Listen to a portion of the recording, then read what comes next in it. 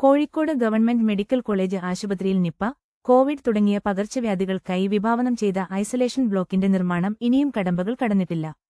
35 കോടി രൂപ ചെലവിൽ നിർമ്മിക്കാനുദ്ദേശിക്കുന്ന ഈ ബ്ലോക്കിന്റെ പദ്ധതിരേഖ സർക്കാരിന് സമർപ്പിച്ചെങ്കിലും കിഫ്ബിയുടെ അനുമതിക്കായി പദ്ധതി ഇന്നും കാത്തുനിൽക്കുകയാണ്.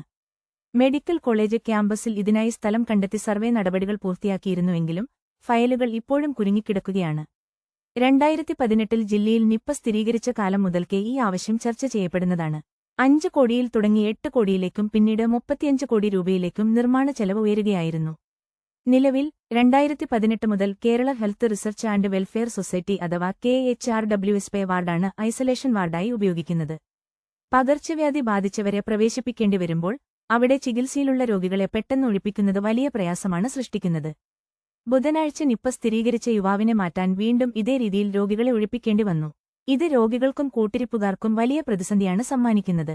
ഇത്തരം വാർത്തകൾക്കായി ഞങ്ങളുടെ ചാനൽ സബ്സ്ക്രൈബ് ചെയ്യുക.